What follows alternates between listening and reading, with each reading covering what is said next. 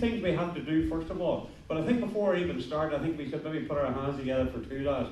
Keith Farmer, British Super Sport champion, and of course Jonathan Ray, 3 times world champion. They're not with us tonight, but I think they deserve a warm round of applause for what they've done for the sport to do Now, we have a sort of run order here that we have to talk about. Listen, Wilson's of Rathkenny was formed in 1964, before I was born. Right, good luck. And of course it was a tractor dealership at the start, and now it's become this fantastic, lovely, beautiful showroom, and I'm sure many of you good people here listening are customers here with a fabulous effort, a family effort that began all those years ago back in 1964. Which leads me on nicely to welcome in, please, the directors of Wilson's of Rathkenny, John and Darren Wilson, who are really, really looking forward to this moment here. Give the lads a bit of a round of applause.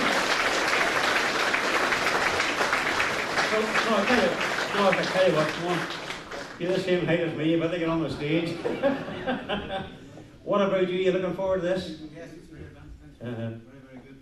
Nice crowd arrived there, so looking forward to the event. And what about business? There's room for improvement. That's why there's this crowd here today.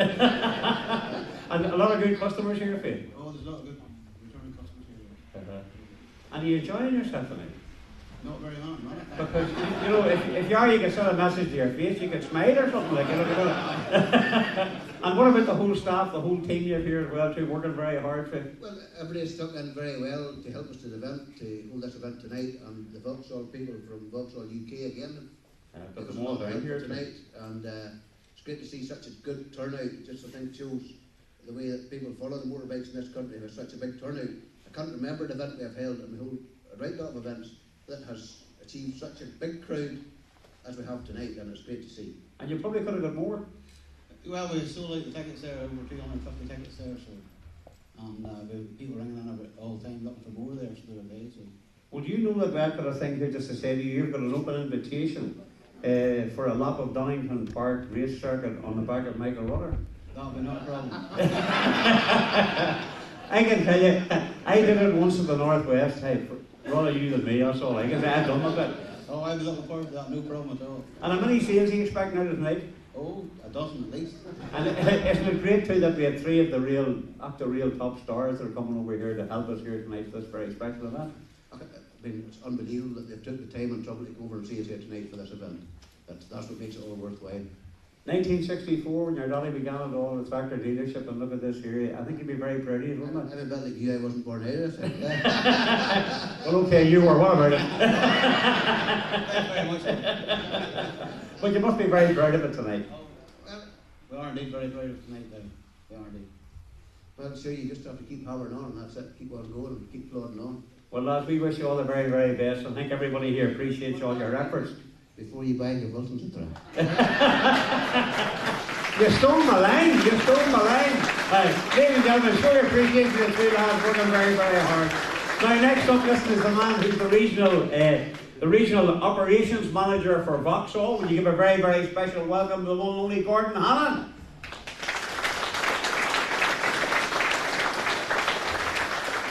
Oh, come on, folks, he's very shy. Give him a bit of a welcome. You're looking very dapper and cool. Were you away on holidays? Yeah, I was indeed. Just back from Florida. Lovely it was. Well, there must be some sales in Vauxhall just back from Florida, eh? We need to sell 1 or 2, that's for sure. And you're coming through the pain barrier to be with us tonight because I believe you're going into hospital yourself for a wee bit of an operation. I am, yeah. I've got to have an operation in my foot. They're actually going to break it and put a steel plate in it and put some screws in. And, and I said, well, you just need to make it like John McGuinness, so that would go down well. The only difference between me and John is I'll get an anaesthetic to get mine done. Listen, Vauxhall, we know obviously, and I would know your dealings obviously the Northwest 200, and the Northwest 200, I'll just touch on it first of all. Many, many years involvement, huge amount of investment, time, energy, and all with all the team as well. Yeah, over the 5-year period, Logie, we've probably invested £1 million in the Northwest. We're also involved in BSB. We're the commercial vehicle supplier, official one for BSB. We also do the TT. We're the commercial vehicle supplier for TT as well. and we also cover the TT Classic. So we're getting heavily involved in bike racing. Yeah. And I know you'd like to take the opportunity, I know you're away in Florida, but your whole team, a lot of your team are here, putting a lot of effort into this event to make sure it runs very smoothly. Yeah, exactly. I mean, all the lads have organised it while I've been away, which is quite nice. So I've had none of the stress at all. Just turn up tonight and do it. And thanks to Richard and Adrian, Darren and Les from Vauxhall who are here. They're over in the corner, the lads, and they've organised it all with the Wilson boys. Well, Gordon, thank you very much indeed for coming tonight. Obviously, I know you're still in PN, I know you're only back from your holidays, but you're a very busy schedule. But it's lovely that you'd make the effort to come down here tonight to be at Wilson. I think he deserves a warm round of applause. And he's all the team from Vauxhall. Thank you very much indeed. Now, I can set that down because what we're going to do is bring the three lads on individually, and I know you'll give them a warm round of applause. They will ask questions, and then I believe we'll have questions from the floor. So maybe look, it'll be a bit of fun, a bit of crack. You know the lads yourselves, anybody that knows anything about bikes will know they're up for a wee bit of fun. They'll answer virtually every question. I say every question that you have, and we're here for a wee bit of crack. After we do the Q&A, the lads will go back out the back again, and then they're going to move to another part of the building where they'll have what you call the signing posts, where you get all your photographs taken and all your autographs, whatever you need like that, just to make sure it's a very special night. And they've assured me that no youngster or no anybody here, you'll not be going away without an autograph or a photograph or whatever you want. They will certainly stay to the very, very end. Typical of the three lads, so there you are. But look, ladies and gentlemen, here we are, first of all. A man with 14 Northwest 200 wins, 5 Isle of Man TT wins, 9 podiums. He was very quick to tell me. The riders have won the Macau Grand Prix 8 times, with 28 BSP wins to his names, 8 Star of Darley wins. Please put your hands together for the man, listen, who can only be described as the comeback kid, one of the all-time greats. We all love him over here, the one and only Michael Rutter.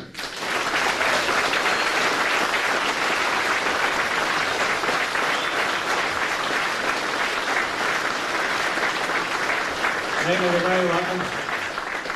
That's the fastest you've moved all season there, kid. Tell you the truth, fair play. Next up, please, the man who holds the record for the most wins of the Northwest 200. This year he had a hat-trick of, did you break the seat already? You were told how important those seats were to be an ejector. He won 3 races on the Saturday, 1 on the Thursday. 21 wins. A multiple championship winner in various championships, including the BSB. Wee wizard himself, the one and only Alistair Seeley.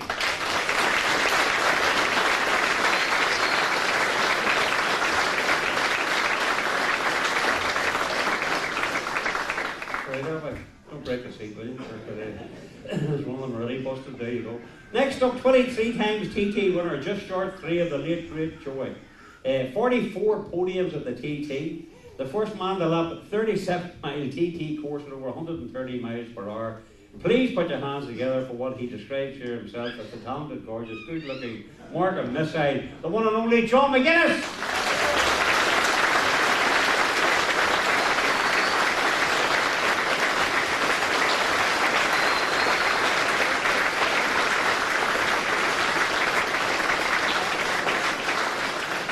Hand up, Pat, are you alright? What about that, ladies and gentlemen? That's fantastic. What I'm going to do here is to do maybe 5 or 10 minutes each one of them individually, and then later on we also have a special treat. We're going to do a lap of the Isle of Man, which John and Michael, if we can get the chair fixed, we'll be able to talk us way through it. He's only on the podium and he broke a chair, John. What do you think of that? John, how's the leg? It's definitely getting better. It's definitely a long process, so a massively frustrating process at the minute. It's just I've got the length back in it now. I lost about 45 mil of bone. There's still 45 mil in my leg somewhere at Primrose Corner, and I couldn't get anywhere to find it for me. But yeah, it came out the side, compound fracture. Then I had to clean it up to healthy bone, and then it left me a lot shorter on this side. So got this frame on, and it's been a horrible journey, to be honest. I've had 3 months of growing the leg, and every 6 hours you have to get the 10 mil spanners out, and you have to undo a locking nut, turn it 1/4 mil every 6 hours, so it's 1 millimetre a day. So it's been pretty soul destroying while I've been growing it, and then the pins sort of cut your skin as it goes along. So the last month has been I'd had enough. I really had enough for the last month. It was. Just, Well, when I asked you that question, you know, it's not too bad, but I done all right. That's awful, that description, all that. Turn in screws and cuts and paint, Yeah. and it's sore this evening, isn't it? Yeah, to be honest, it's like when I stopped growing it was like a fresh flight. It was amazing. It was so much better, and it felt really good. And then last sort of Wednesday, Thursday, I started getting a bit of a pin site infection, so I had to go back to hospital and back on the antibiotics and stuff. And pin site infections, I've got 13 pins through, but there's 26 sites. So one of 3 or 4 are sort of a bit angry at the minute. So every time I move my leg, it's sort of just hurting the skin a bit. So I'm back on the tramadol, so I'm starting talking a lot of shite in a bit. It's like it's to do with the pills, but I said to my missus, I could go with one of these cages around my knob, see if I can get that a bit longer.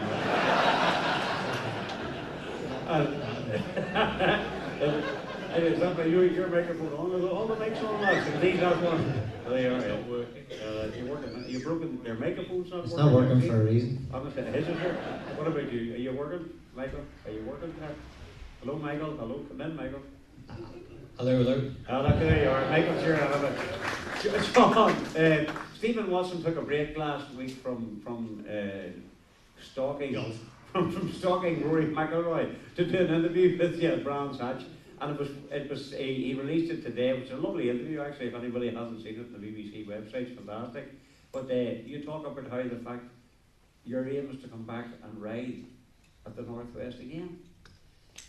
Yeah, I think he caught me on a good day. I was selling a few books and I was quite happy. Do you know, I've had months to think about it, and I haven't really got a plan. I really haven't. I mean, don't get me wrong. I'm 40. How old are we, Michael? Are we 45, 46 today? 46. We're 46. 46. Yeah, we're 46. Plus 5. Yeah, I forgot my age then. But yeah, we're 46. Next time I race, I'll be 46, so that makes me an old man. So I don't know. I would really, really love to ride again. I really didn't. Talking about golf and Winker, yeah, I really didn't want to finish my career upside down on the 8th tee of the bloody putting green where it was at turn 2 of the Northwest. So I'd like to ruined that whole hole, you know, too. People can't play in sense. We're all the ruts and everything, old thing, right? Yeah, wreck the fence and everything. Cost Mervyn a few quid, won't it? But I'd love to come back and do something. I don't know, you know, riding a big bike might be sort of out of my reach this coming year, but this cage, you know, I wish I had a crystal ball to see, you know, it's one of those where you've got to get an x-ray and the surgeon will go, it's not quite ready yet, so it'll be another month, and then, you know, you're going to go back, and it's the frustrating bit now, you know, I want this cage to be off, you know, but the reality of it is it could be on until February, March, and then if it's on till March, April, then it's probably realistically not going to happen, you know, I'm not going to be strong enough to ride, but maybe some of the smaller classes, and I have to give that Farquhar fella a bit of a shout, see who's got an old Kawasaki, something I can ride, you know, a mini twins or something, but I don't know, I really would like to ride. I will say one thing, there's no way I'm going to finish upside down like I did. It wasn't my fault, you know, it's been documented, there was a problem with the bike, the thing just accelerated on its own, and I was through the fence at God knows how many miles an hour, and there's, you know, never ever wanted to finish my bike racing career that way for sure, so, you know, we'll definitely ride again. If it's a classic bike, you know, a classic TT, if it's a Northwest or something, you know, I'll definitely do it. What do you reckon? Shall I do it? Well, look, I know we're all laughing and joking at you and stuff like that, but I want to say to you on behalf of everybody that was there, we were working on it. Never as happy to hear that a man was okay after an accident in the Northwest. I think we'll all agree with that.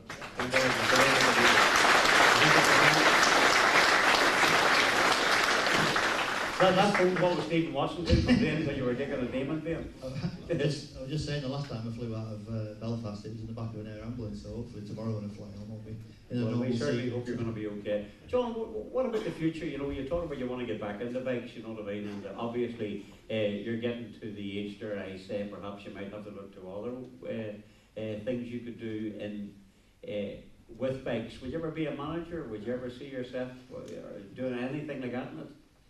I don't know about a manager. I mean, I'd like to stay involved in the sport. I'd definitely like to stay involved in the industry. I love it, you know. It's all I've ever done since I left school was race motorbikes. And yeah, well, I did do a little bit of bricklaying. Yeah, I did go. He's never laid a brick in his life.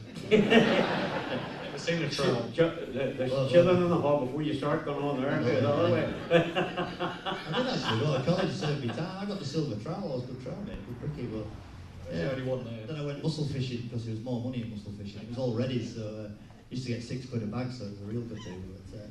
But I've always, like I say, for a long period in my life, I've been a bike racer. Mike. Not like you with a famous dad who got everything given.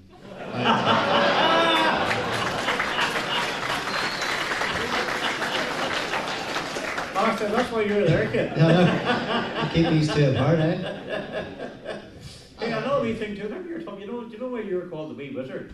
You know, I've been called worse. what did he call you after you put a stone in his wee engine in the northwest last year? What did he call you? Yeah, that was Friday when we had, I think it was the first year we had a rider's lounge, and it was set up for us to go and chill out. So of course when we all rocked up on Friday, the first thing Michael said was, "There's children here," like said, "You wee beep." He only after costing me 8,000 or 5,000 euro for an engine because he was tucked in behind me, and obviously Stoney out in the track, and the stone burst his radiator, overheated the engine, and that was it. Michael wasn't very happy with me on Friday. Did you ever do any bricklaying yourself, or is that what you want to do eventually after you finish? No. No, I'd be useless. I can hardly lift a brick. John, listen. Is there anything that you think that you haven't done yet in the sport that you would like to do? Is there something left that you would like to achieve? Like you've done so much.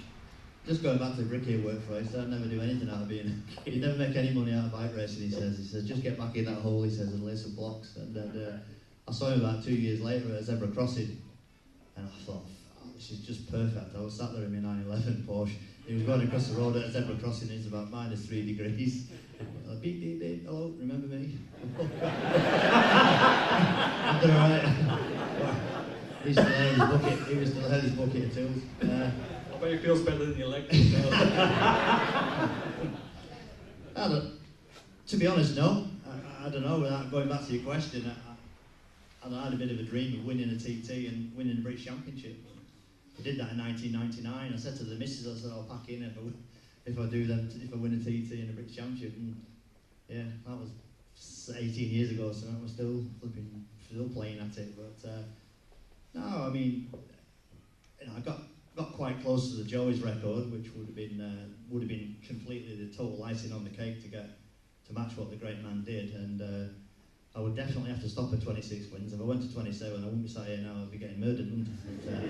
I've had a few threats, and I didn't know if they're actually taking Mickey or not, but I think they weren't actually joking. A few of them. So, but it would be nice to match Joey. I don't think possibly that's not realistic anymore. But I mean, like I say, when I first went out on the journey of riding bikes, I never thought I'd be sat here at 45 with 23 wins and achieve what we did. So, if we race again, it'll be a bonus. If we're competitive again, if we win another races, I don't know. But I've lived under so much pressure running for manufacturers and under pressure to win races and never doing jobs. I just want to, like now, I just want to enjoy what I'm doing. If I'm racing, I want to enjoy it. Maybe do a bit of classic racing, a bit of travelling, a bit of something. But it's hard as well. So I lay there in bed at night, I can't sleep, and Hutchie at the minute's in the same boat. So my friend at 2 o'clock in the morning who can't sleep, Hutchie, so he's going through the mill as well, and we're just sort of chatting away about things, and I don't really know what to say. And if I was 25 or 35, to get back on a bike, I'd eat dog shit, I'd do anything to get back on a bike. But at the minute, I've just got to be, I'd love to be able to, make a cup of tea in the kitchen and carry it to the front room and drink it. By the time I get to the flipping front room, there's about half a cup left in it, and I'm trying to get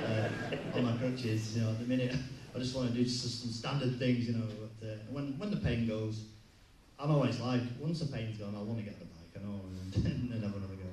Well, John, I have to say to you, listen, bike or not, it wouldn't matter, listen, if you're hardly fit to walk, I think you'd be welcome back here for the people. We really appreciate John McGuinness for having all the years.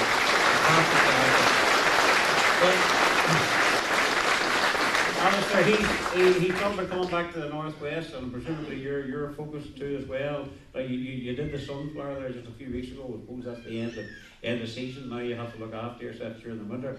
How do you look after yourself during the winter? Do you go mad? Do you go to the pub? Do you eat out? You don't really look after yourself. No, it's such a sort of strict regime through the starting off December, January, February, that I always said come the end of the season, which is the weekend past there, that for the rest of October, November, I would just kick back and sort of do the things that we're not allowed to do usually, and do what Michael and John do, eat Chineses and stuff every weekend. Just drink beer and be merry, and obviously with being such, with the BSB schedule and all the rest of it, it's so, you can be a bit selfish and family time gets a bit left alone, so it's all about catching up with that and doing things with a young fella that I missed out on during the season. So just and then obviously this time of year, unless it's job time as well, you know, you're trying to nail something down for next year and get a job sorted out. So that's in the process as well. So emails, phone calls, and heading to the pub. That's about it this time of year. I was talking to, I was actually in the company of Glen Irwin about a week or so ago, and we were just talking about the final race, the Superbike race, the Northwest. It was some judge, it was some race, wasn't it? And he said it was one of the greatest he has ever involved in. What were your thoughts on that? Yeah, it was an awesome show, you know, to put on for everybody. It was the icing on the cake really for a good week for us, but also for the people that hung about with the delay with the weather and the showers and the rain, and I'm sure it wasn't easy for the people that were out on the track and not much shelter or lying in the ditches and the hedges. So for the last race to go and put on such a show, and you know, it was nip and tuck every lap, and Glenn was determined and I was as determined, and obviously Hutchie was floating, and Michael wasn't too far away, and Michael's and Love wasn't far away either, but we never seen them because I was just focused on trying to do a good job, and it ended up me and Glenn last lap. I near went through the edge myself, but managed to save it. And it was funny, I was talking to my friend who is friends of the people who were standing on the side of the track on the run from Station Corner to University. And as I clipped the puddles and into the sort of edge of the road, they were standing on the fence. So they ended up and landing in the middle of the field and gutters and splashed with a load of stuff. And it says, "You tell that boy he owes me a pair of trousers." I think when you did that, you owed a lot of people a pair of trousers, and we all had a wee moment at that stage. You thought you were away. You want to see my trunks on it? You want to see mine, would I tell you? But look, I tell you what, there's a thing I was talking about young farmer obviously doing so well, but you're involved, I want to write it down here, the Spirit Moto 2 bike, you were involved in the BSB, but you were riding a bike, it seemed a strange situation, you were riding, on occasions you were beating them, but you didn't count. Could you explain to the people what that is? Yeah, it's funny because it's, you know, I struggled through the winter time last year to get a job nailed down, and some of the super sport teams who I thought, you know, I've rode before and thought they would jump at the chance to have me back on the bike, were now turning around and saying, you know, you need to bring money with you, or at the best we can give you a free ride. So with it being my livelihood and bread and butter and stuff, I was looking for something a bit better, and deals had fell away and doors were closing, so it ended up, out of chance, a friend of mine rang me and says, Tony Scott, Moto 2 project starting up, he's looking a rider, and he says he couldn't believe I was still available, so jumped at the chance, done a bit of testing, went to the first round and qualified pole, and I think we were leading the first race at one stage, finished second, so good introduction with a brand new bike, and then with it being a brand new bike, the guy says, look, we're not going to do every round, we ended up doing, was 11 races, no, so 14 races, so 7 rounds we done, and missed 5, so at 11 podiums out of a possible 14, and it's all ifs and buts, you know, if you think if I had been on a super sport bike, we might have took it to Keith Farmer, but I was happy being a development rider. I was happy, basically I was getting a wage, and I was very fortunate to be getting a wage from the team, and it looks like it could continue again for next year, because with being in there and being an exhibition of a bike and stuff, for next year they're talking about running an actual Moto 2 class, so I'll be up there not just annoying them next year, but actually meaning something and actually being able to fight maybe for a championship, getting my trophies and my champagne. And you know, the atmosphere in the podium enclosures this year, whenever I rolled in, say I won a race or finished second or third, we rolled into the podium, but the other guys, the proper super sport guys, came in, and it was just a real frosty atmosphere, and it wasn't a nice place to be, so we just kind of didn't say very much and kept our heads down and listened to all the guff that they were talking about, that bloody Moto 2 bike shouldn't be in here, blah blah blah. Or words to that effect. Yeah, well, words to that effect. We spoke to Gordon earlier, listen, who is here, one of the figurehead of Vauxhall sponsorship when it comes to the sport here in Northern Ireland. Now, he's not just a sponsor, he's a fan of the bike. And I know we're going to have questions from the floor, but there's one that he wanted particularly to ask you, the difference between the standard super sport machine and the Spirit. Can you explain that?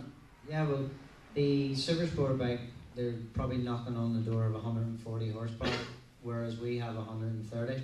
So we're down on par, but what we make up for is we're lighter bike by about probably 12 kilograms. So it's less power, lighter bike, kind of equates to similar to what we're racing with.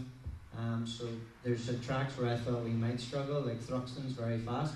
We ended up leading the race and pulling away towards the end. We have slick tyres, which might have been part of the reason, you know, probably extra grip from slick tyres compared to Super Sport, which was be the treaded you get on your day-to-day road bike. So really just waited. If you look at the bike that I ride, it's kept quite bling, quite trick. Big superbike brakes on it, good set of forks. As we were developing through the year, we brought in the electronic fly-by-wire throttle. The frame's pretty much trailless, but the one thing I've struggled with this year, and probably it's just down to being a Moto2 bike, is chatter. And it's when you brake and enter the corner and maybe hit a bump or carry the speed, it just starts vibrating.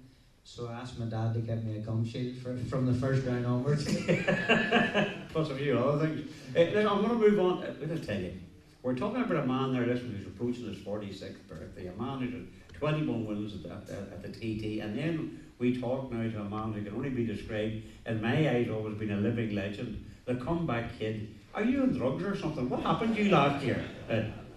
I just got a little team around me. Obviously, the Baden's team we've been together for about 7 years, and been lucky enough to keep them on board, and they've let me do my own team really. And we just had such a laugh. Like, I was just laughing then about Alistair saying now we get in on a Friday night after practice, open a bottle of red wine, we just have a few drinks, bit of food, bit of cheese, and we just enjoy it. And I think if you enjoy something, you go quick. And everything we've done, it's just in a small team, and we all get on well, and you know, we've been going better and better, really. But now I have to let people into a bit of a secret, because you're up in the northwest, you hit the anchorage or so at night. Like, most times during the week you're okay. This year you're a bit of a boring old fart. Because you're taking a wee glass. I'm to now, I'm nice though. And then you're well to bed because you I remember talking to you about it. We were sitting at breakfast one morning, and I just said, there's a wee difference with you. You seem to be really in the zone, as if you felt you could achieve something this year. And you did. Not just there, went on obviously to the man as well. Yeah, we've all been around it lots, and you have up years, down years, and we've got good bikes, good team, and everything. When everything works together, you just enjoy it. You go quick, so that's the main part of it. You know, it's nothing else. I've been trying. When I was finishing like 10th or 11th, I was trying just as hard then. You need everything together when you're with the race. It didn't look like it, Michael. But you know, you actually talked about it. The three of you, it's nice when you get talking to the lads, basically away from everybody. Particularly the two lads are visitors. You know. Nothing to do with the divorce then. No, but were you talking about the fans here? You were saying about how special it is. Now you're embarrassing him now. That's not fair. Now I told you not to embarrass him, didn't you? Like? I've never been married. I knew this would descend into one of those nights. I was going to say to you, take a look at this here. The fans are again here tonight, you know, and down here at Wilson's. The fans here, we feel, are very special. Do you recognise, we talked about, do you recognise the warmth that these people have for the likes of yourself and John and all the other lads that come? And obviously Alistair, but I'm talking about people coming, particularly visitors. Oh, definitely, you know. Even my dad came over in the 70s, and he always talked about Northwest 200 and the crowds and everything like that. And when I got there, and we've had some brilliant years. When the weather's been good, and it's been an amazing atmosphere. You get people around, even down the field. The fans are behind everyone, and they love the racing. And if you're lucky enough to win, they do appreciate it. And it's the whole build-up to the whole week just getting bigger and bigger. And then that weekend, that Saturday race, and if you're lucky to win like a big superbike race, which I think we all have, and even you all went on, John. And I won there that year. And he. I told you not to put on the 3 mics at once. I warned you not to do that. It's the only event you go to where the race got stopped because they're having a punch up on the coast road. The only race I've been in by a football as well on the coast road. No, Bomb scare. Yeah, well, you said it. I think we caught for bed. Don't we say that again? I never worked as hard in my life in the marquee. I'll never forget it. 7 hours of talking rubbish. I was going to say something else there. Just give us 20 minutes. Arthur's had a heart attack in the roundabout or whatever, so just, it's the only place in the I was world. going to ask you, we talk about that because people are very much attuned to, and they're obviously attuned to road races here in Northern Ireland, but is there a different zone, a different sort of make-up style when you go to the likes of the VSB or you go to Mackay? Is it different, or what is the preparation or whatever? It is unique, this part of the world, and like we say, we all go down the anchor, everyone piles in there, we all have a bit of fun. A few drinks, and then comes to the serious part. We go racing again, and just the crowds, and so near to the track as well. I think that's what you feel. You can be right next to the action. And in Mackay, do you go to bed early at night? Is that totally different? Every night, 9 o'clock. Every night, 9 o'clock. What about you, John? In the morning. I've heard. But listen, look at you last year as well, too, in Mackay, and Beatty, your teammate. Can we stop talking about Macau, please? It's the first year I'm going to have to miss it after 18 but he said, please bring up Mackay. He said when I was at the back, please bring up Mackay. He's not going there. We'll have a few drinks for him and that, and just put a little picture on the wall and just throw darts at him. I think they enjoy the racing too over there. Well, I think they do. Listen, it's a wee bit of crack. But listen, what about this year? You were in pole position last year. You lost out near the end. What about this year? Yeah, we built a good bike. We think we've a very light bike. So we're going to try for like Alistair said for change. Macau's got a lot of corners, change direction. So we've taken about 12 kilos off the bike, which is a lot, and hopefully it'll pay off definitely to the race change of direction anyway. So we have, if we can, it's going to be hard to beat Peter Hickman. He's flying at the moment, and Glenn, and Martin Jessup, he's been riding well last few years. He's been up off the podium. So I am getting old. It's like 45 now, and you think, God, like. Are you younger than John? No, John's older than me. Oh, Can't you tell? That's what I said. Are you younger than John? He said, no, he's older than me. What the hell is the blind leading the blind here? Right, ladies, who looks the oldest? What did you say, John? Exactly. He's 2 days older than me. Is that all? 2 days? Are you No, 2 days older? You use your mic. I'm 2 days older than you. Use that there. Yeah, I'm 2 days older. It's the drugs. It's the drugs. Alistair, we were talking as well too. In sport, you get privileged over the years to get covering all sports, and everybody's telling you that we actually age. Just it's all about millimeters, all about seconds, all about just wee inches in sport. And you're telling me that now in the bikes with yourselves has now come the whole idea of psychology. The fact that these fellas, the golfers, are all positive. I even see it in amateur with Gaelic football. They've all these boys, psychologists, talking about being positive every sport, and now it's coming into the bikes. You said. Yeah, it seems to be that way. The last couple of years, that's what I've heard, and especially the BSB, where they're qualifying now 1 second covers top 18, top 20, and you only need to find tenths or hundreds now to make that massive jump. And I've heard of riders the likes of Glenn and stuff. I keep him going, saying, "Have you been to see the shrink this week?" He's now seeing psychologists and physios, and it looks like it's taking everything you can get to find that little tenth or 100th of a second. Would you consider that? Would you? You say you haven't done it yet. Would you consider it if you think there's an opportunity? Would you at least try it and then say, "No, I don't like that," or whatever? Because it doesn't suit everybody. I might go and find out what he said before the last race of the Northwest. See if he can drum it in the main. I can tell you what was said. Beat the wee bollocks. That's what was said. He must have been on a massive bonus or something to pay off the house. But no, we rode great. It was a great day and great race, and everybody remembered. The way he finished that race, it looked like, I can remember, was it 2010? Philip McCallum was the last man to win a superbike race, local man to win a superbike race, and when I crossed the line 2010 that day, it was the grandstands all around the start-finish area just erupted like a football match, and it was that time whenever I chucked the gloves into the crowd, but forgot that I had another race to do, so had to send somebody up to the motorhome to get me a fresh pair of gloves. And as all racers know, fresh boots or fresh gloves aren't the best thing to be going out in a race in. So it was one of them ones I seen Glenn cross the line and I was doing burnouts, the place went mad, and it was just reminding me of that 2010. But fair play to him, we were there to put on a good show, and we definitely done that. But going back to the psychology thing, it's one of them ones I haven't tried it, but if it comes a time where I think I might struggle or my results aren't good, sure, why not? If working for you, say Rory McIlroy's, or is a good job I started working for Rory. Well, that's what about you. That's a story there, yeah. That's what about you. Just you may have gone past the era maybe of I'm trying to be nice here. I'll be honest with you, What about the mental approach is what I want to ask you about the race. What is the mental approach?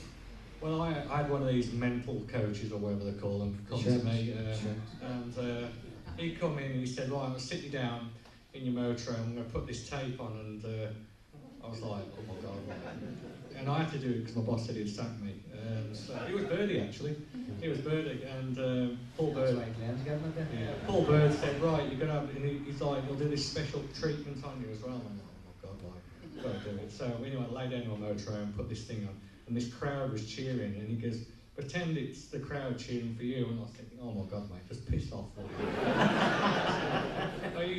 And anyway, he shut the door of the motor and I thought, oh God, never see him again. Thank God for that. There he was on the grid again. I thought, oh no. Luckily, he didn't do anything. My results went downhill quickly, so I didn't see him again. John, what about you? The mental approach? Would you ever consider a thing like that? Or Johnny like Johnny Offense. The thing that I was saying, which is very different about this sport, in the past, you lads are all out. You're there on the road, ready to go, and everybody does an interview. And yet, I've never come across anybody who's completely in there and shuns interviews. Everybody have a quiet word. So, mentally, it must be right up there. The preparation must be crowded. You mustn't have tried to interview Guy Martin, did you? I leave that to John. Hey, what about you? You had a physio on the grid one year. That was you did look a dog under that physio. That was the last time he was Yeah, there. a little rub on the grid. I'm like, what's going on there? What about the mental? Did you ever Yeah, consider that? Or? I've had a load of hassle all the way through my career about my weight. Being a fat kid. Have you? Yeah. As you know. No, John. Yeah, I tell you, say what you want. I'm not bothered. But I've been overweight for a rider. You're in good shape now, John. I mean, yeah, going through the fence dropped 2.5 kilos on me. It's not the greatest. 2.5 stone. Yeah, not the greatest way to lose the weight. But yeah, one year, 2007, in my contract, I had to weigh 12.5 stone, and I had 4 weigh-ins, and each weigh-in cost me. If I didn't hit the 12.5 stone, I lost 4,000 quid in my wages. And every Hang on a second, if you didn't hit the weight, you lost 4 grand in your wages. Yeah, 4 grand in your wages. I thought you were paying you that much too. We were betting on it. You were 6 and 4 in the paddock. Was it your moron? I was hiding at Mallory. Neil Tuxton's a horrible little bastard. He's walking around. He's got the scales in. He's walking around. He's banging. I could see him banging on the door and walking on for the weigh-in. And we were like that, hiding his moron. And eventually he found me anyway. I got on the scales. No, you're over. So I lost 12,000 quid. I lost all 4 weight. I had a great year in 07 as well. I said, just give us half of it, you miserable shit. No, that's in the contract. I thought, you little bastards. Which is in the day, Michael would have made the weight just you'd lose a stone by taking all the jewellery off him and all, wouldn't you? Like that, right, Pat? Flash, you take all the jewellery off before he weighs in. Like the weight thing's been an issue all my racing career. Like, I asked Mr. Honda for my electric bike. I'm using an electric bike, and he said, the first day I met Mr. Honda, I said to him, well, I want one of my bikes. He just started laughing. I thought I was taking piss. And then I said, no, I really want it. And I eventually asked him 300 times, and he got that sick of me asking. He said, you can have it if you lose 10 kilos. So a couple of years ago, I went for a weigh-in down at Milton Keynes. I went to meet him on the train, and I had 2 full English breakfasts on the train, about 2 litres of water. I had about 45 quid of the pound coins in my shoes. I jumped on scales. Little Jack Sniper goes, whoa! It was about 95 kilos, about 15.5 stone. So yeah, I lost about 3 years. I still managed to get the bike, but I did go and see a head shrink a few years ago, just before 2015. Honda actually sent me to one guy, and I thought, joking apart, having a bit of a laugh, I thought it did actually help. To be fair, just asked me a few things what I wanted out of racing, and I just said I just wanted to win, make people proud, do a good job, blah blah blah. It just sent me some good vibes, and it did actually work. I come back quite strong in 2015. I won that senior TT, and we were actually riding quite good in World Endurance and actually going at a decent pace in 2015. But yeah, it was just like a cool sort of lad. I met him in a coffee shop in Manchester a couple of times, and it's called chimp management. I don't know if anybody's heard of that thing. Or your brain works. You like women have morals, blokes don't have morals. We just want to have our ego greased all the time, and we want to shag her and do this and drink beer. But where women are slightly different, and just a lot of things about how we work and what we want out of our lives. What did you come up with? Yeah. How you know how your brain works? This is like Dr. Phil. Your brain's in 3 parts, you reckon? Michael, is that the way you prepare for a race? Not at all. Here, come on. He's talking about losing money. Would you be worth a bet in Macau? No. To be honest with you, it's going to be really difficult. If I can get on that podium, I'll be well happy. We need to see the shrink and get positive attitude. Yes, you have to be positive. You have to be positive. I'll get you a tape. Don't worry. I'll get you another tape. I'll send you to my man in Manchester. Will you be worth a bet in the Looks like a real Northwest? good job, huh? Ali, will you be worth a bet in the Northwest? Will you get a few more wins there too? I'll try my best. Obviously I have to get a team sorted out first. I'll give you a buy. Right, shit one. You give me that one that the engine's fucked in. Leave your radiator, it'll be alright. Just carry on.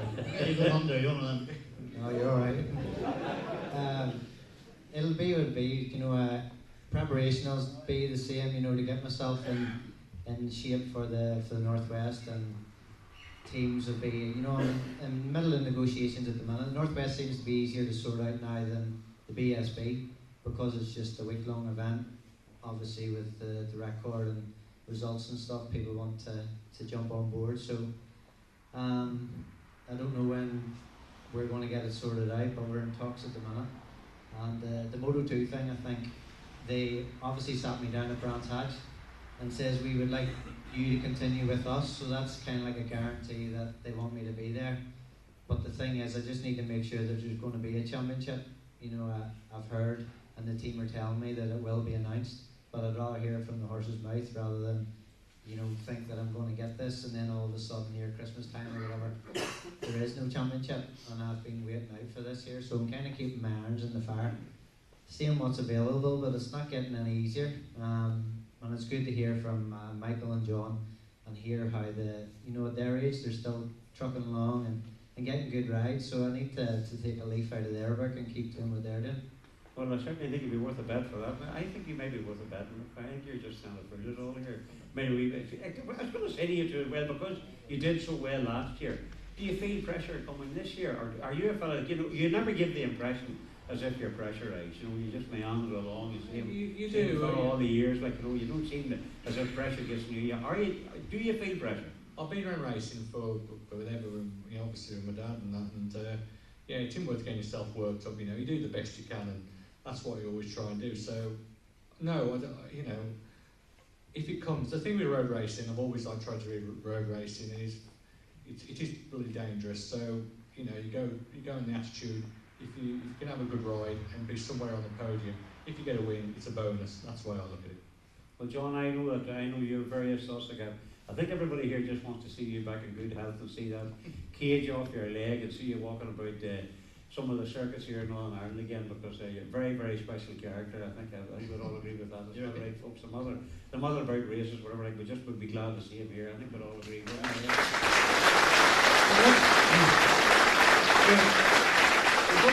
We're going about 40 minutes there. What we're going to do now, listen, is that Ali and I, we're going to get off the stage and we're going to let the two boys sit here because you're going to talk us through a lap of the TT, isn't that right? I'm going to show Michael how to do it. Yeah, so be very careful. I don't know. Years ago, we said this.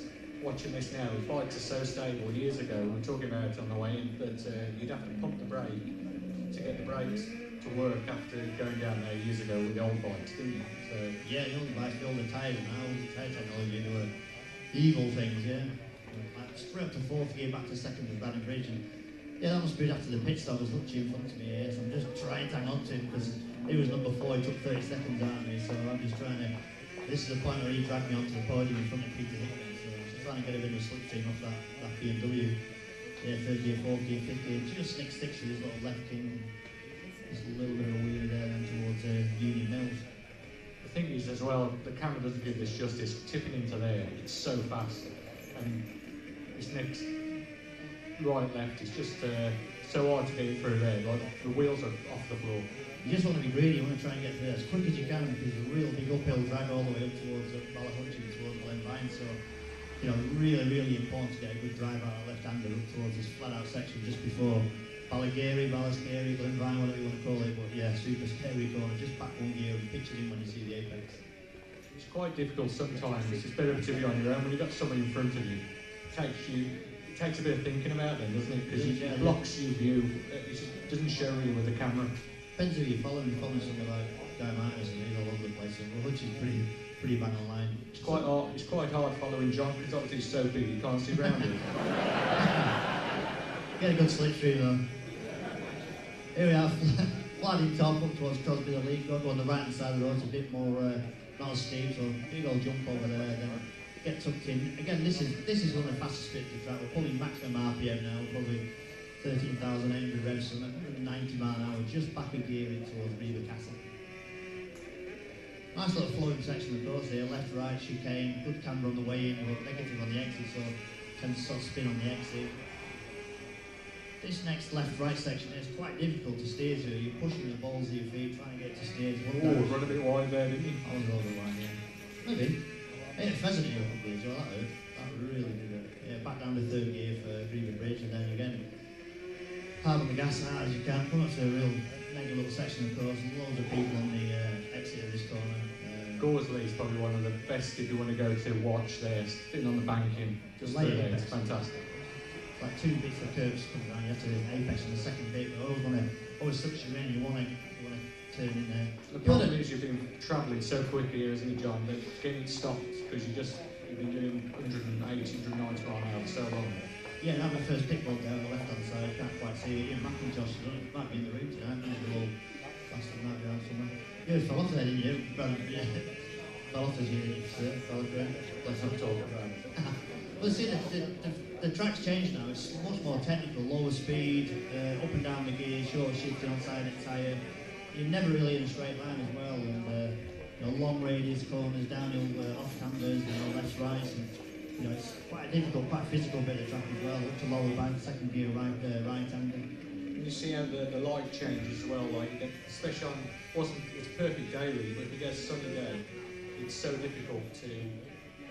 Well, with my eyesight, when I get to my age, it's like when you go from light to dark, it's so difficult to pick up the curves and everything will stick out. You had a contact lens for all that in the 98 days, that cost you a bit. Yeah, left the first contact point here where the radio station is there on the right hand side, always a great place for the family and friends and members, all the people interested in the race get to hear about some information. This is really important, this uphill drag here. It's sort of left, two rights and a left, but on the smaller stuff it's so important to get a good drive when it comes to the front body straight. This last left and it opens up now and you just accelerate onto the front body. I always take a bit of a deep breath up here, being quite physical through there, changing direction, working hard. Always a little look at the temperature gauge where the helicopters are there following us along. Then I always go through the O with the slow sign, you've got the slow sign here on the road, I go through the O and down there, fifth back again to fifth. Back up to 6 on this little jump here. I'll tell you what, the helicopter up there does my head in like this. It is frustrating, yeah, it is frustrating. It's worse on the mountain when it's hovering not very high up here. Yeah, you can feel a wind draft of it sometimes.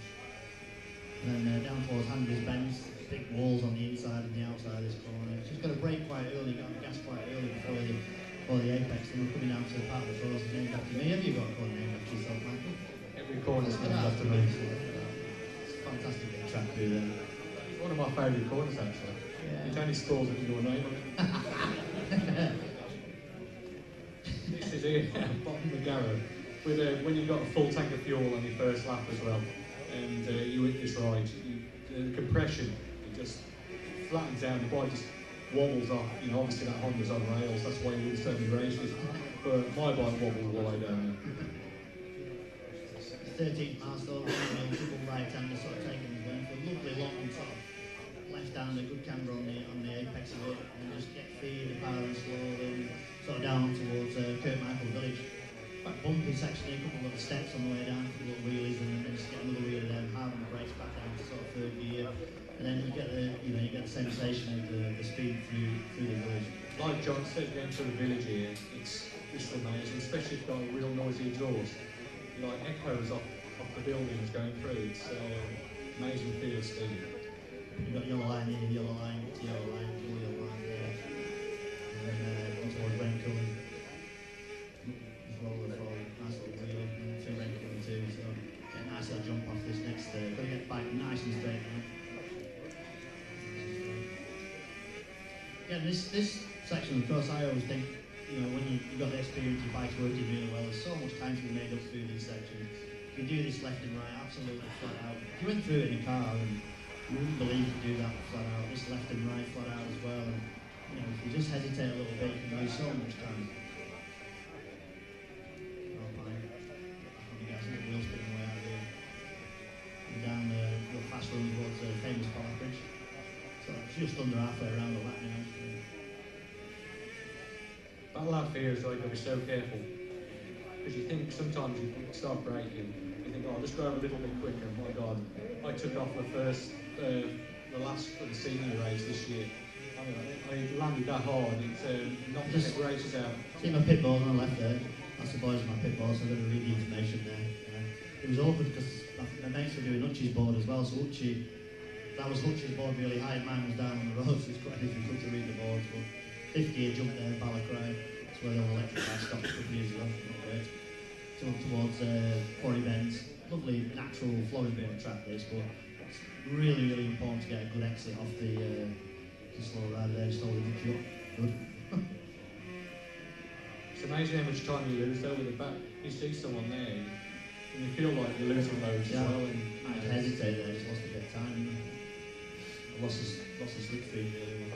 Probably about 10 miles an hour down, you lose on speed because of that rider in front. So over that distance, it means, you know. Well, look at the white lines how fast it's going. The wild bumpy is nowadays. It used to be quite smooth, but like just on the side of the tyre, kiss the red limiter there. So it's geared about the best it can be. Always coming to you as well, I think. My God, I used to like this. You don't think you're going to be able to pull it up there. Ginger all the pub. Always think bastards on the pint enjoying themselves. I'm stressed to death racing. And how the track completely changes now.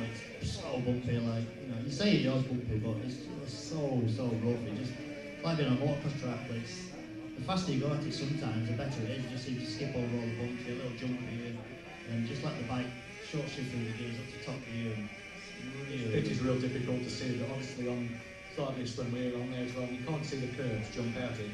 You're just basically following a white line in the middle, and the track goes from side to side. it's a cheeky little downhill off camber, long sort of right hand, and it ends up on the wrong side of the road. You want to get back to the right before you get to the left, so I had a bit of a mess of that one today, but around it. But going up to the conker trees now, getting a real big vantage point now. They actually paint the tree with a K on it. You'll just see as you come out of the curve, it just sticks out there. And then really bumpy sections on towards Milltown.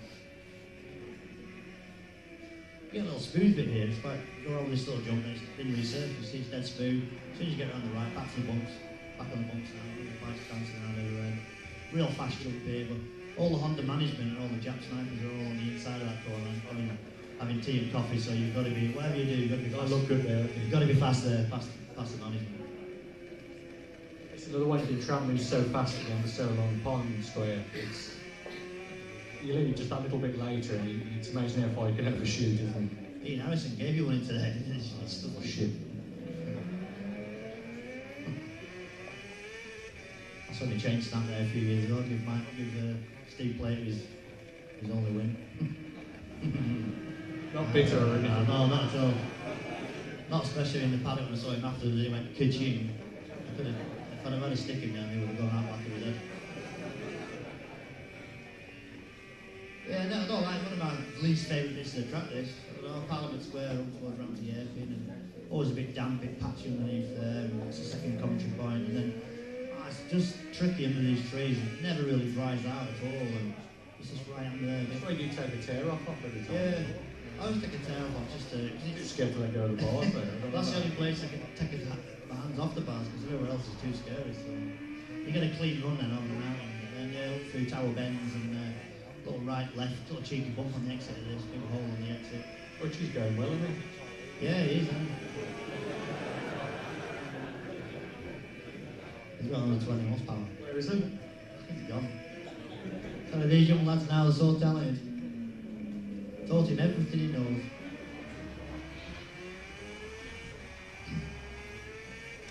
Yeah, two real fast left-handers here. First one's quite easy. The second one, just got to roll it a little bit.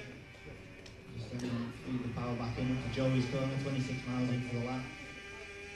You taught me something through there, actually. One thing you haven't taught me was through there. Go through other things. yeah, in the bar in the car, really. That fourth gear through there instead of third, yeah. This is a lovely left-handed, sort of free left taken as well. Up towards Guthrie's. Always sounds like a sexually transmitted disease, doesn't it, Guthrie's? A portion of Guthrie's.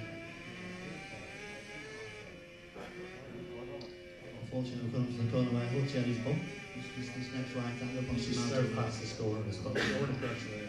No. But some corners you go around and you think, I could have just got around a bit quicker, you know. Every time you go through, you think, Yeah. I could have gone through 10 or 11.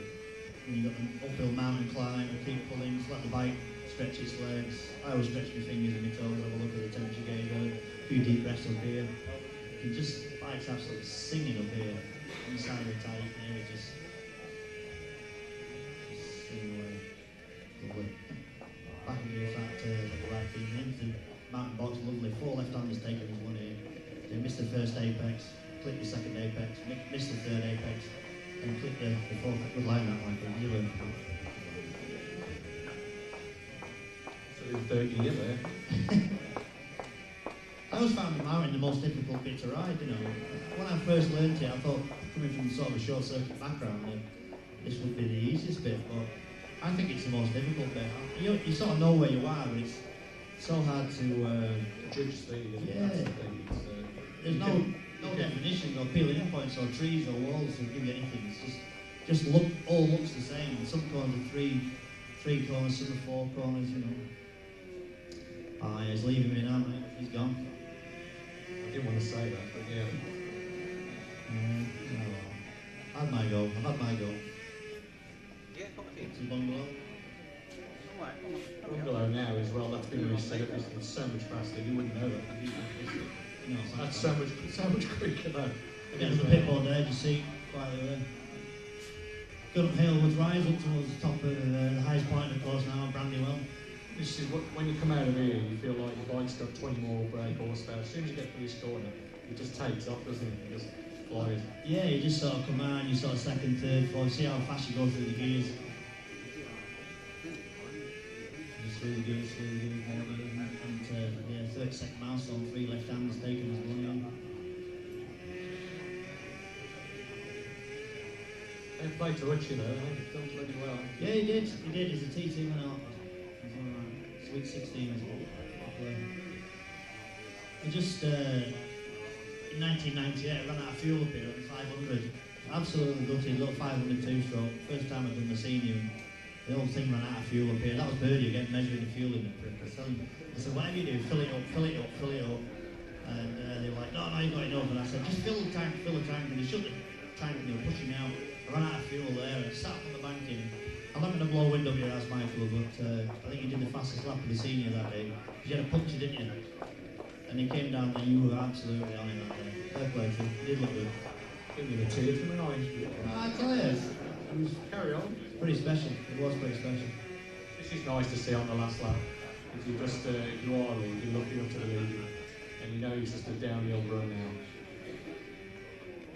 I like to get stopped here and the camera's horrible. When you're tipping, you feel like you're going to lose the front. Had a few of my mates there doing moonies at me, you know. Seeing a few mates in the crowd there, looking at these or whatever. Loads of people, massive vantage point of the track there. Like 4th, 5th, 6th, into top gear, down towards Brandish. Full gas again. I've come back 2 years for there. It's got a bit rough around now, in the last few years. It used to be quite smooth. Down towards Hilbury. I just I get think Hilbury's one of the best corners. you like it? I know, I liked it for years. I don't like it. I always found it a little bit, at the apex, a little bit damp a lot of the time. Under them trees there, you know. I like this next corner, from the moment. It's like not only is it sort of 3 or 4 corners, there's one, it undulates up and down as well. But you've got to keep on the left-hand side of the road. You don't want to go too far to the right, because if you go on the negative camber of the road. It's your fastest section, this last bit. It used to be, Took it off me, didn't you? It used to be. I had the lap record and I had one section that was fastest from this corner to the finish, which was really bizarre. Wheel spin there. Again, this is horrible bit of the track. It's just, you know, never gets used all the way through the year. It's close to the public, so it's dead slippy and just a lot to lose and not a lot to gain through this bit through Governor's Dip. That stop slowest bit of the course. Always dead slippy underneath there. First gear, second gear, third gear, up to 6th gear, flat out through the start and finish again, and you know that's. Oh, coming to the pits, isn't it? Trying to get that stopped as well for a fuel stop. Yeah, so I was on the pit lane speed limit at 60 kilometres. I would enjoy that. Well, off from it, you know, to get to the motorway and everything, and if it does work out, but it's 5 minutes off the M1, it would be absolutely fantastic. Another question, folks, who's got a question? Hands up. Oh, don't be shy here, not shy up around here now, come on. Somebody give me, there's a gentleman there in the middle, thank you, sir. Hang on, we'll get a microphone here, sir, if you wouldn't mind, we'd like to hear. The gentleman here in the middle, where's that microphone? Question for Alistair. What about World Supersport? Would you like to try and go into it? Yeah, I would love the chance to get into. You know, probably looking at my age now, it's maybe a bit too far away. Or I think whenever I won the British Supersport Championship in 2011, it was my prime opportunity to go at that stage. But the problem was, it wasn't just a case of when the British I got a ticket into the World Championship. It was, you know, I had a contract through down in front of me to go to Superbike, and when they're through down in front of you straight away, it's hard to walk away from them. And looking back, you know, people maybe say, you know, have you ever made any bad decisions? And it might be one that kind of haunts me, and people say if I had went to World Supersport, I probably would have done quite well at it, but it's all ifs and buts. And in 2012, when I took the Superbike year on in BSB and I wasn't going to plan, I decided then to go and try and search for a World Supersport ride, and I went to Silverstone, met up with like the top Kawasaki team, and spoke to the manager, and you know, he basically said, what can you bring to the table? And I says, well, how much would you be looking? And he said €125,000. So at that point I shook his hand, and that was the answer I needed. You rang McGuinness and said, can I have some of that 12 grand over for your weight? It's definitely not an easy task to get there, but you know, it's I've enjoyed, you know, what I've been doing since then, and World Supersport would be nice to get into. But even looking at the weekend's race, I've seen Anthony West, who finished on the podium. He's basically scrimping and scraping and taking every ride he can get at the minute, so whether it be Superbike or Supersport, and he's doing a damn good job of it. And it just shows you that, you know, you can be getting them results and still not able to get a full-time ride in that championship. So yeah, what I have at the minute, I'm kind of glad that I can still get a few quid out of it. Is that good looking girl with you? That we want? Is that with you? Oh, here, hang on a second. Yeah. I would safely say for that very important question, I think that child would be talking about my sweet Vauxhall. What do you think? Sorry. There you go. I couldn't get one. Is that your grandpa? Who's next? Question? Who's next? Hands up. I've got a question. Heard of a question from somebody? I can't believe only 2 questions. I thought your hands would be all up, doesn't it? Yeah, I know what you're going to do. You're going to get to the sign, then you're going to ask the important question. You won't ask them here. Put your hands in the air to see anything. But gentleman, where you go? The gentleman here in the front. Hang on, we'll get him the microphone here. Good-looking fella in the third row there. That's it. Question to all three is, I know you ride bikes for a profession, but then you ride bikes for pleasure on the road. I went through the test there this year because I wanted to do a Marie Curie charity ride out the week after the Northwest. So a friend of mine had contacted me and says, you know, I think it'd be a good idea to get the licence.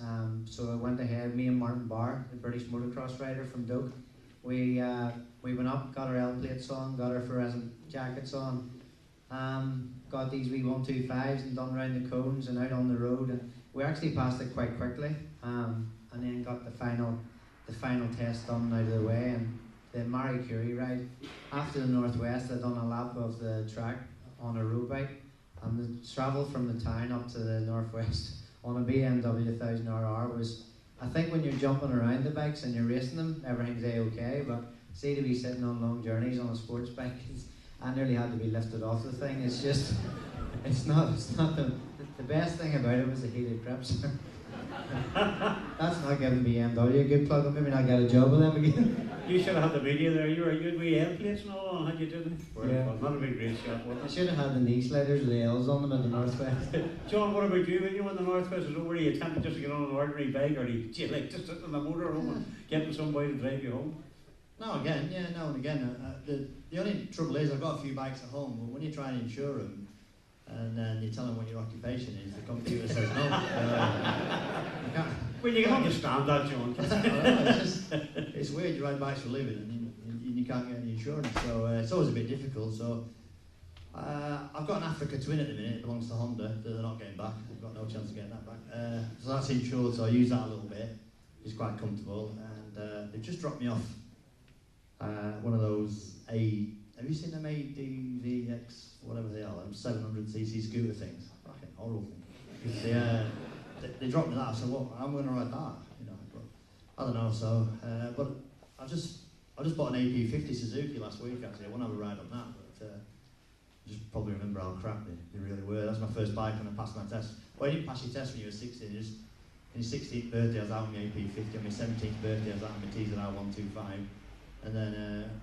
And my test, I just went around the block and some guy with the clipboard said, yeah, you're okay, can you read that number plate? And that was about it. I got my licence and I was out on my KR and S Kawasaki. So yeah, I did quite a bit of road riding when I was younger, you know, with a wife on the back, a pair of jeans on and trainers, which probably wasn't a great idea. That's why my dad took me road racing in the first place, so I didn't hurt myself on the road. But like nowadays, occasionally I'll go for an ice cream or a cup of tea somewhere on a road bike. Michael, whenever you climb out of your Vauxhall VXR, do you, that's okay. When you climb out of your Vauxhall VXR, do you go on an ordinary bike on occasions? I do, you know, but it has to be bright sunshine, no clouds, and I hate clean bikes. If I get a bike and it clouds halfway through and it gets dirty, that's it. That's right my day off. So if it's a nice day, I take out, I've got an old Fireblade, but like I say, you know, super bikes are so uncomfortable. You know, just meant for racing really, and it's nice to get one of the old, you know, old Hondas or the old, you know, someone to sit up a bit more. Well, especially from one of John age. Questions? Keep your hands up, listen, because the lads are on around the microphones, please. Don't be shy. I tell you, a lot of ladies in the audience. Hasn't even been a question from a lady. Is there a question from one of the ladies? One of the ladies? Better be a question from one of the ladies. Girls, come on, put your hands up, somebody. What about a question from one of the ladies? Come on, somebody's bound up a question. Yeah, madam. Hang on, wait till the microphone comes. And by the way, you're our first lady. Hang on, you have to get something special here. Hold on. I feel. No, hang on a second, girl. Hang on. You're talking over me here. But I'm giving you. All right, can you know on there? Right, okay, come on through here. Well, listen, have a nice Vauxhall one there. You are. You're obviously all a bit mad. How did your families cope with you? Where you go, lads? What about that one?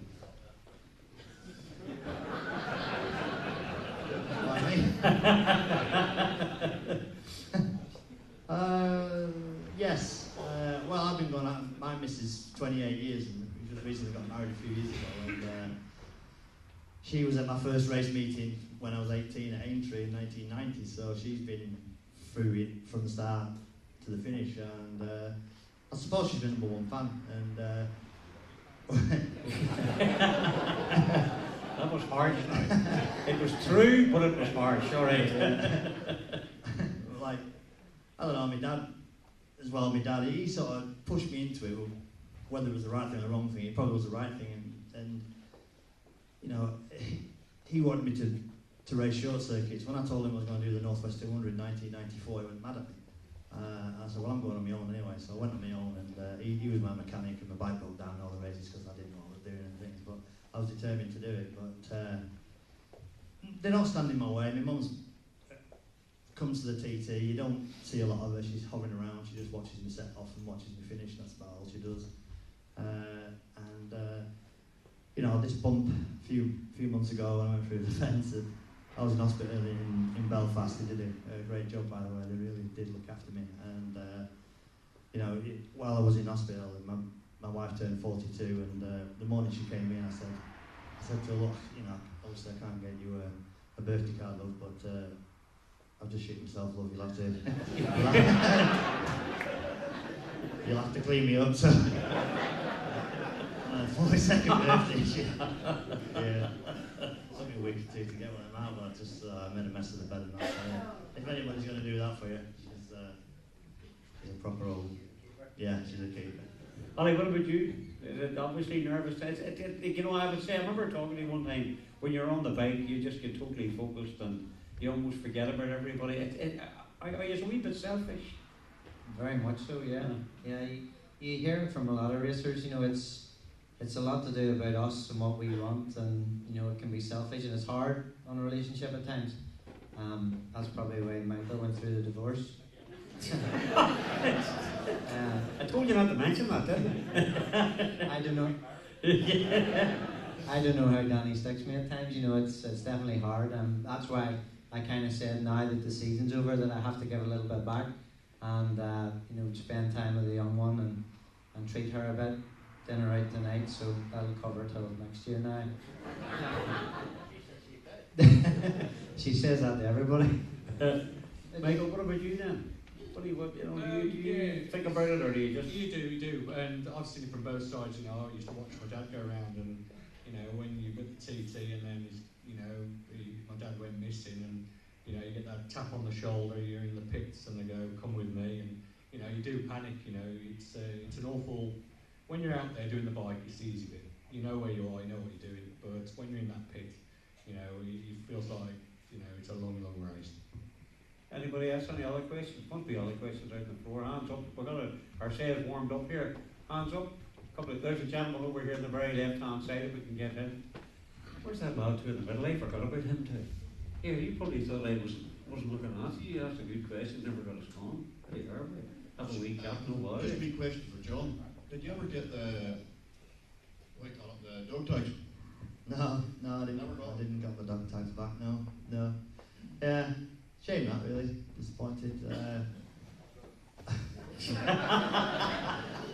How much you want from them? That's the next thing, isn't it? Yeah. They must have got bussed off in the crash and stuff, but there's no way it's anybody's fault or anything. They've been swept up, haven't they, with all the debris probably. But disappointed. The kids got me that, and I won a few TTs for that as well. So it might show. You never know. It was when we lost David Jeffries at the TT in 2003. David's dog tag had come off in the accident, and 3 years later, some old boy was mowing his lawn, and they found David's tag on the lawn. So you know, one day it might come back. Hopefully it will. But disappointing. But I think there's been people down there with metal detectors trying to find it. You won't get that in Vulcan where I come home. I thought, maybe tough shit. No, but I think only in Ireland now. Any other questions? No, we're burned up. Yes, gentleman. How you doing, sir? How you keeping? One of our elected representatives, sir. Former elected representative. This is a wee question for Alistair. Alistair, obviously John and Michael, you know, they've had a very successful and long career in road racing, and hadn't with John's unfortunate accident, he was still very much on top of his game, and particularly on the roads. And a wee question, would you ever think before you retire having to go with the TT? I've said it probably 1,000 times, and it has to stick into my guns. You know, it's a no. It's not one for me. And you know, the road racing thing, I kind of chose the Northwest, and I do really enjoy it. But outside of that, you know, I have dabbled in the Dundrod Ulster Grand Prix, and that was the year before I went to the Northwest. So it was at the beginning of my career where I kind of was floating in around to see what I wanted to do, and I ended up enjoying the Northwest a lot more, and the atmosphere and the seaside towns, and I just had more of a buzz about the place, and basically just stuck at it, served my apprenticeship at it, and then here we are today with the 21 wins, and I really do enjoy the event, and I kind of concentrate on my career as being British Championship, short circuits, and then just the Northwest as my only road race, and whether that has helped with being successful at it, whereas the other guys can use the Northwest as a setup for machinery to go to the TT, whereas I can just solely put all effort into that one week long event. Well, I don't know. It's worked for me, and we don't know where it's gonna end with podiums and stuff. So I'd like to. I always said as long as I can get competitive machinery and good stable bikes under me, then I'll keep trying to do what I do, and hopefully I can keep the success rate going. But as for the TT, I really enjoy watching that lap. I'm sure as well as all you do, it's listening to the bike and listening to John. Obviously, with the bits you don't see and you have to hear from the horse's mouth. I'm in awe with what they do, and the Northwest 4.5 minutes or 4 minutes 25, whereas that's 17, 18 minutes of demanding work times 6 laps. I don't even think I'd be cut out for it. I'm like flying a camel's back at the best of times. Yeah, gentleman here at the very back. Yes, sir. Go ahead. When's Guy Martin come back to the Northwest 200? When the chicanes are gone.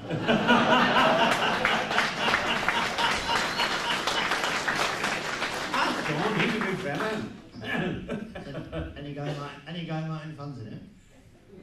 Yeah. One, two, and three, four.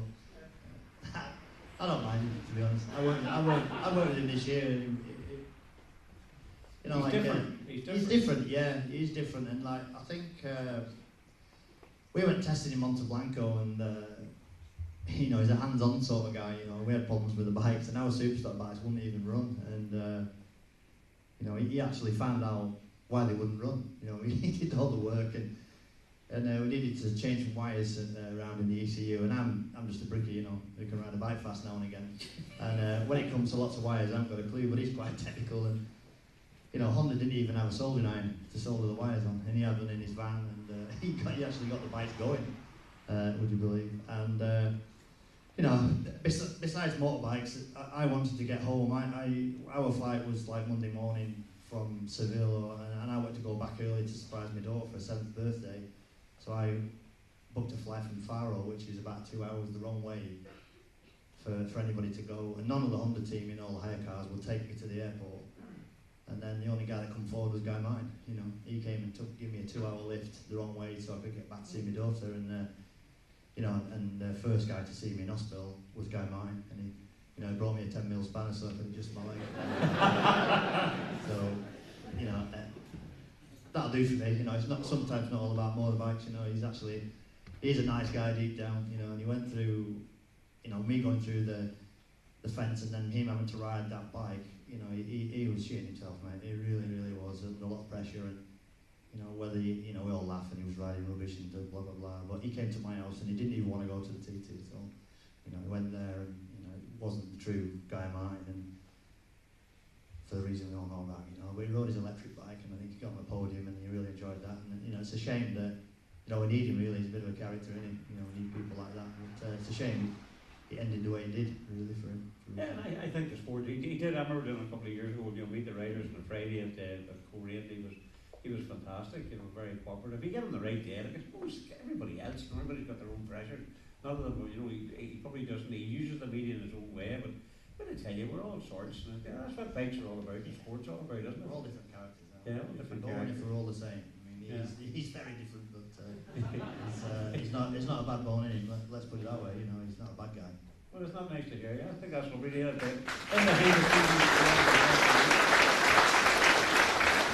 questions from the floor, because we're getting sort of near the time, I think, aren't we? We're going to wrap it. We'll maybe do another 10 minutes, but we have another question. We have one more. Go ahead, sir. Hang on from the man himself.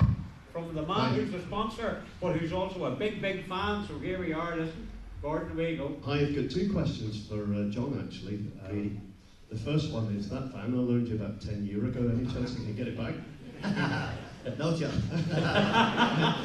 And the second one is a more serious question. I mean, I know Clive Paget very well. He's become a great customer, as have the Tyco guys as well. But is there any chance, I know Clive thinks really, really highly of you, considers you as one of his boys. John, is there any chance you'll turn up with Mr. Anstey and the two of you will be scraping it out on a bit of classics in the future? Yeah, possibly. I know I've worked with Clive from 2007 to 2014, and you know, he comes out of a very different mould. You know, he's not the most corporate man in the world, but you know, when he turns up with RCVs on the grid and YZR 500 two-strokes, and you know, he's such a passionate man about his racing and his bikes, and you know, he says he's on about trucks and all the razzmatazz. He says you don't race trucks, do you race the bikes, which is completely right. You know, so he puts all the effort into the bikes, and you know, there's no wages when you ride for Clive. It's just all about the bikes, and that's why I have to do other things to pay the bills. But you know, he said to me there's always a motorbike there for you, John. You know, whatever, if it's a 250 or an RCV or 600 or whatever, there's always a bike there for me. And again, you know, I keep thinking about it. I said earlier on stage, I don't know what to do. I really, really don't know what to do. If I'd love to be sat back on a bike, I really, really would. But it all depends on this cage, you know. At the minute, I've just got this 5 kilogram. It's like being in a torture cylinder. This thing around my leg is horrible. And when it comes off and pain goes, and I just know I'm gonna get back on a bike and do something. But yeah, you know, we need people like Clive in the sport. He's mega. And like I say, he's bought a few of them old Vauxhall vans as well. And that's actually a friend. And my Vauxhall van needs a service, actually. Who are you doing? Am I going to pay for it, or are you going to pay for it? I put a set of pads in it last week. They cost you £14 something. Gordon, thank you. Good question. Hey, somebody ask Michael a question, please. Oh, sick. Anybody ask me? You'd like a yes or a good man. Here we go. Is this for Michael now? Yeah. Michael, would you, seeing the safety aspect of thing that changed at Northwest, would you rather been riding the likes of your chicane at Maharaboy and Mathers? Would you rather be riding a Northwest circuit without them? Oh my God, like, I want to get the biggest bulldozer and bulldoze those chicanes out. It's just, when you're riding a superbike, you do 200 mile an hour and you got to stop for a chicane. It is absolutely terrible. I just wish I could lie all the organisers down in front of it and just ride over them, because it's a nightmare. Hang on a second, Mervin's just walked in the back. You'll be the first one. And he knows it. No, you know, they do spoil it. They do try the best, and you know, to try and make them. But I mean, they're crap. No, you just want to go straight through them. You know, going down towards Metropole years ago without that there. Did you ever ride it? Yeah, you wouldn't have, would you? And yeah, basically, it was just amazing. You would be 6 abreast, going down there, absolutely flat out. I can never understand why they put a chicane in the middle of a track, in the middle of the straight anyway, because you're up to the same speed anyway now by the time you get down there. But, you know, they do it for different reasons. I think they have to do it. But I suppose you speak on their behalf and you listen to them, because it always happens in the media, but God forbid we had terrible incidents. Your phones would light up with people who would say, oh, ban the sport has to go, it's not safe. So I suppose it's a chicken and egg. It's a difficult situation for them. It is difficult, and whatever they do is going to be wrong, isn't it? You know, they can't win, and you know, we don't like it. We like fast corners. You know, that's what we want to do. Go quicker and quicker. And first gear corners, you know, I think you like slow corners, don't you? You keep it there, keep it going. Should turn left at Station Corner and just come back out of the Macroboy and be a proper road race, wouldn't it? Go through the back ways and yeah, I don't mind a bit of cow shit on the road. More questions. I'm sure there's we've time for a couple more, and then we'll have to give it a wrap, because then we want the last guy just want to do interviews. There's another lady here. Yes, ma'am.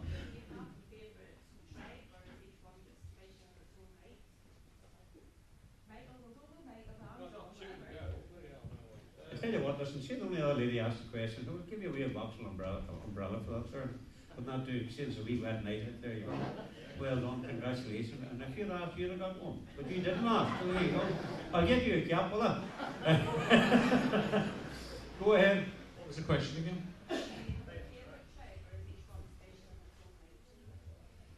Yeah, road race circuits, I think it's got to be overall the Northwest, just the speed, you know. I do like going fast straights. I think short circuit wise, for me personally, like Brands Hatch, Alton Park, the kind of circuits where, you know, it's the old kind of up and down hills and that, it's fantastic. Yeah, but like Michael says, Brands Hatch, the big circuit, the GP. It's a bit unique. It's uphill, downhill, off camber, bit of everything.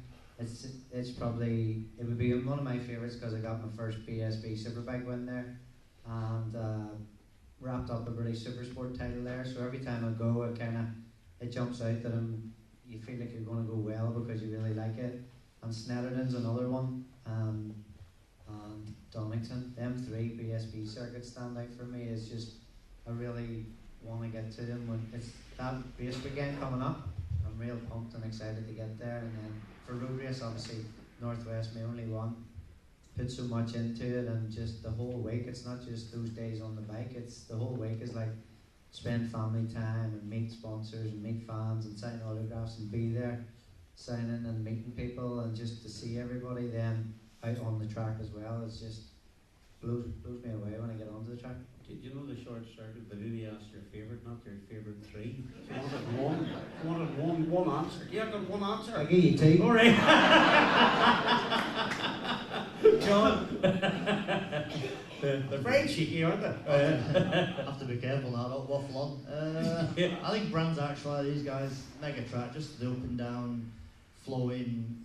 It's probably one of the only tracks that's not been touched really over the years. You know, even Alton Park was great where he put that hizzy chicane in, and you know, God rest him, Steve Islop would be spinning in his grave after they named the corner like that after a meet. You know, Steve Islop would have wanted a fantastic, you know, up over Clay Hill or something like that. And that was more his type of track, not corner, not that stupid little chicane he put in at Alton that ruined it. But Brands Hatch, and then, you know, TT is my favourite one. I like to be on my own, you know.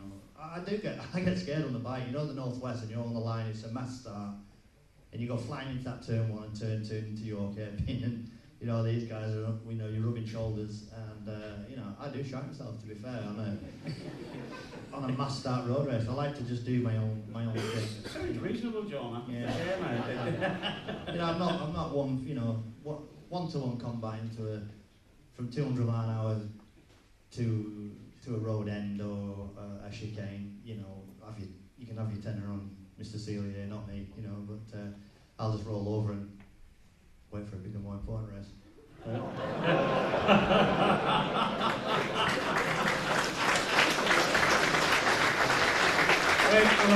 we have one more. Who's going to finish it off? Who's going to? Yes, gentleman there in the back. Thank you.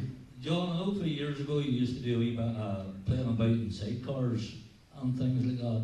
Would you ever consider maybe, if the leg doesn't come right again for the TT and that, maybe trying sidecars again? I wouldn't really out. Yeah, I wouldn't. Definitely not really out. I had a spin in Reeves' F2 one, and I had a spin in his big bike sidecar.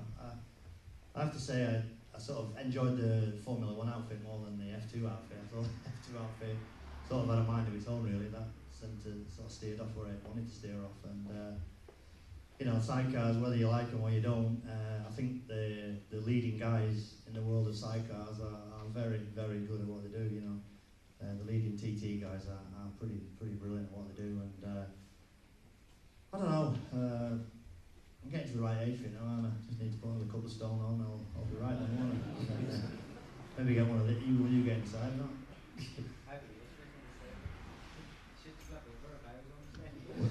I just cable tie him on the outside of it, so he can't move, and we'll be all right. But yeah, I mean, I see what Michael's done.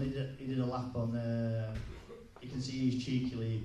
Michael's run on this season. He's cheekily away doing a bit of testing, and he did a parade lap on one a couple of years ago, the classic TT. He was going quite good on it as well. And then I seen him at Scarborough. He was like, I think he was using it as a dodgem car. He was bashing into everybody. He set off on the sidecar, the classic TT, and I set off one of my old 2003 Triumphs, one of the bikes out of my collection. I caught them up going on the mountain mile. I just sat behind him, and he just like this thing was weaving all over the road, and I couldn't get past him and that. But it was I got alongside him and just frightened him to death. I was going to just managed to pass him going on the mountain mile. But, yeah, I don't know, maybe. Final question before we wrap it up. Listen, then we go and get into our photographs and autographs and meeting the lads personally. One more question, is there? Is there one more in the audience? Anybody? Gentleman over here on the left hand side. Thank you. Hang on, we get a microphone here, sir. Hold on. Boys, out of all the bikes you've raced, what's been your favourite? Can I have two? Or you get emotional? No, you get it. I mean, I'm still a two-stroke fan, mate. I think probably my all-time favourite bike was my Honda TSR Vimto bike from 1999. I suppose you pick them out because they were the ones you win on or whatever, but I won my first TT on that bike, and I won the British Championship that year. I went to race in America in Daytona, and I beat all the Yanks in their back garden, which they weren't happy about. Took all the prize money involved, and yeah, I won a few races in Scarborough and bits and pieces. And that sort of just, I was there and thereabouts in my racing, and that sort of just the point where I was trying, sort of made a living out of racing as well. And then I think 2007, my bike, my HM plant bike as well, I won 4 TTs on that. It was same bike, 06 and 7, it's sort of slightly different paint job, but it was the same bike. So yeah, my 06 and 7 Honda HM plant super bike and my little 2-stroke TSR was awesome. And they're both at the house at the minute. One's in the hallway and one lives under the stairs, so I have to, the wife's sick of them and that. You know. Kids like it, they hang Christmas decorations off them at Christmas and all that sort of stuff. But she starts moaning, I say, don't start, they pay for the house. Right?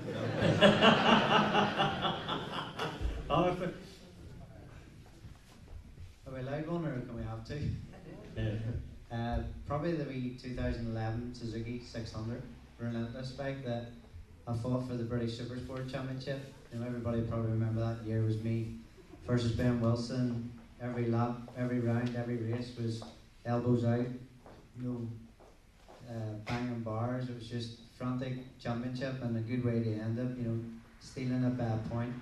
And it was that never give in attitude. But the wee bike was basically, it was a brand new bike that year.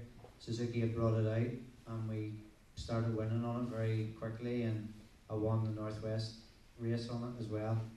I think probably the only one race that happened on the Saturday, so we managed to nick that one.